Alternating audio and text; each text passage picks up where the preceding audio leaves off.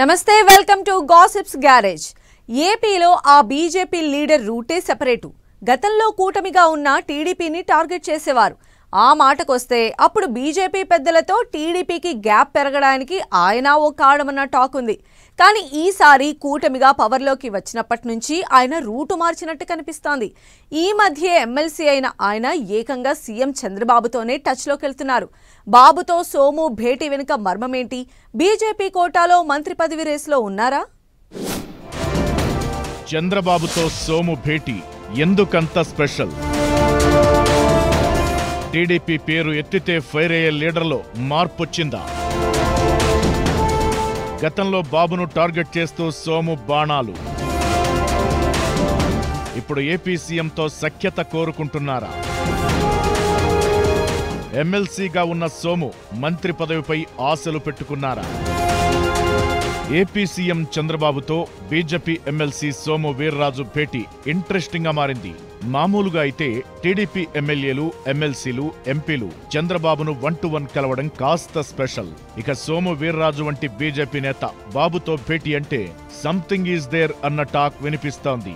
ఈ ఏడాది మార్చిలో ఎమ్మెల్సీ అయిన సోము వీర్రాజు దాదాపు 5 నెలల తరువాత తొలిసారి ఆ హోదాలో ముఖ్యమంత్రితో భేటీ కావడం చర్చకు దారితీస్తోంది. బీజేపీలో సీనియర్ నాయకుడు సోము వీర్రాజు ఈ మధ్యనే మరోసారి ఎమ్మెల్సీ అయ్యారు. పురంధేశ్వరికి ముందు ఏపీ బీజేపీకి ప్రెసిడెంట్గా పనిచేశారు. అయితే ఆయన సీఎం చంద్రబాబుతో భేటీ అవడమైతే ఆసక్తికరంగా ఉందని అంటున్నారు.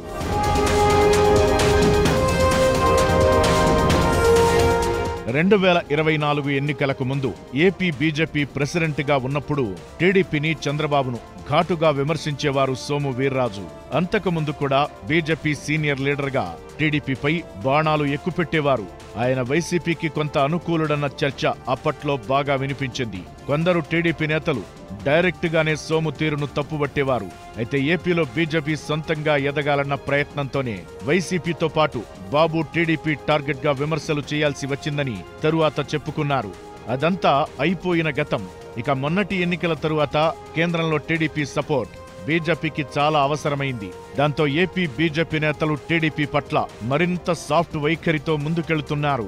బాబు మీద ఘాటైన విమర్శలు చేసిన సోము వీర్రాజు కూడా అదే లైన్లో నడుస్తున్నారట. అయితే టీడీపీపై అప్పట్లో ఆ స్థాయి అటాక్ చేసిన చిత్రంగా సోముకు ఎమ్మెల్సీ సీటు దక్కింది. ఇది చాలా మందిని ఆశ్చర్యానికి గురిచేసింది. అప్పట్నుంచి సోము వీర్రాజు టోన్ కూడా మారిందంటున్నారు. ఆయన చంద్రబాబుని పొగుడుతూ జగన్ మీద ఎవరూ చేయనంతగా విమర్శలు చేస్తున్నారు.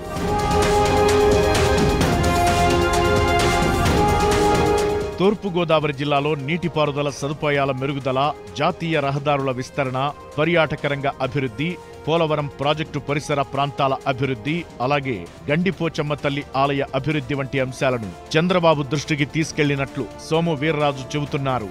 ఈ సందర్భంగా సీఎం చంద్రబాబుకు గండిపోచమ్మ తల్లి చిత్రపటాన్ని అందజేశారు ఎమ్మెల్సీ సోము వీర్రాజు. ఈ మధ్యకాలంలో సోము వీర్రాజు టీడీపీ అధినేత పట్ల పూర్తి సానుకూలతతో ఉండటం వెనుక ప్లాన్ ఏమైనా ఉందా అన్న చర్చ జరుగుతోంది. మిత్రపక్షం కాబట్టి సాఫ్ట్ కార్నర్ ఉండాలని అనుకుంటున్నారా, లేక కేబినెట్లో చేరాలంటే బాబుతో బాగుండాలని భావిస్తున్నారా అన్నది హాట్ టాపిక్ గా మారింది. సోము వీర్రాజుకు మంత్రివర్గంలో చోటు కల్పిస్తారని ఆయన సన్నిహితులు ఆశపడుతున్నారు. 2 సార్లు ఎమ్మెల్సీ అయిన సోము వీర్రాజుకు మంత్రి పదవి దక్కితే గుర్తింపిచ్చినట్లవుతుందని అంటున్నారు. త్వరలో ఏపీ కేబినెట్ షఫ్లింగ్ ఉంటుందంటున్నారు.